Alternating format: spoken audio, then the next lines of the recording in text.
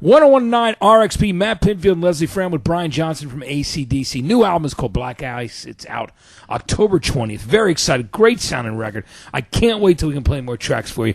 But in the meantime, we're going to be talking to Brian. And Brian, I've always wanted to know what those first sessions were like when you joined the band.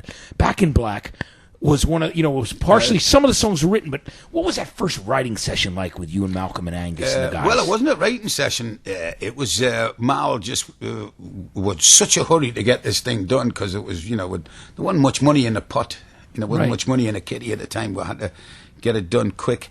And I'll never forget, they said, this song's called Shook Me All Night Long. I think it was the first one we'd done. And I went, oh, is that all you got? They hadn't even put the track down. And I went, oh, all right. And I remember sitting like this little cell. We had these little cells. That's all it was. You couldn't, with a bed and a wash basin. And that was it. And no TVs, nothing. And I was going, what if I let myself into it? It was a little desk. Yeah. And I put me paper down and I started writing. And I just went, because I said, we need it for tomorrow, Brian. I said, what? I said, we need it for tomorrow because you're going to sing it tomorrow. I went, no pressure then. You shook me all night long. Amazing. So, and I'll never forget, that was one of the spookiest nights I've ever spent in my life. It was spooky. I started writing and I was sitting there, got one line and I was going, oh, I can't do this. I just can't do this, It's just weird. And then I just picked the pen up and my hand was fucking screaming this stuff up. I'm going,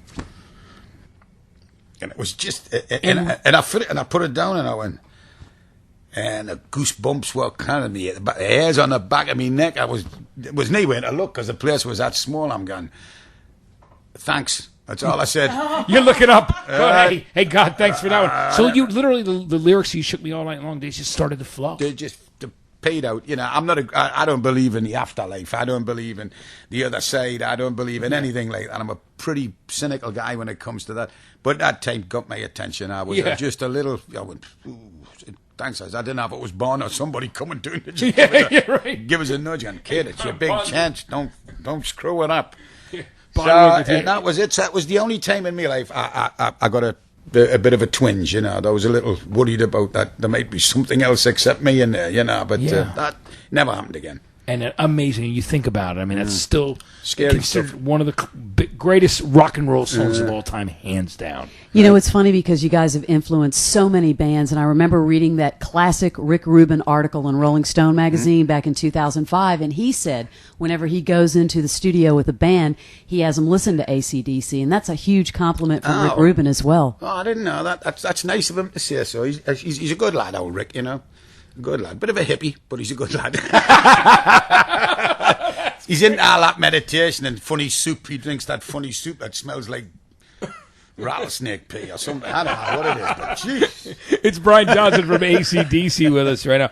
Brian, are you excited? And also, let's talk about that box set that everybody loved that came out. The DVD would Plug Me In, the DVDs, the music. Let's talk about that and putting that together. Was that an exciting thing to go through as a group? Well, I didn't really have much to do with it, to be quite honest with you. It was, they'd just be telling us, giving us updates and stuff. And then the Centers one. And what was it like when you first looked at it? I mean, it's the real definitive video history. I never watched it. You didn't, did you? I'm scared. I just don't like. I'm just terrified in case I see something. I go, you stupid idiot, Johnson. Right. I'm just terrified of making a monkey of myself. And just I'm just dreadful like that.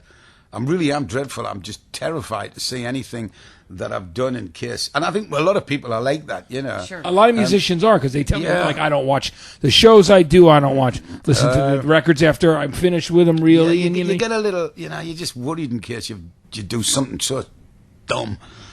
You try to be funny and it's not funny. It's just one of them things. I've got the set, but still got the cellophane on it, but...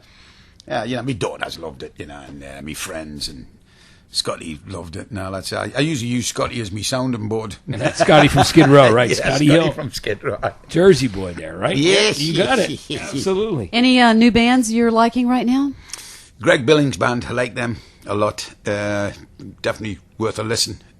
He's a singer guy from Stranger. I think he was in Stranger, yeah, the Stranger band, and it was big in the 80s and all that. And he's come back with this album, and I love it. It's great rock and roll. It's Brian Johnson from AC/DC 1019 RXP.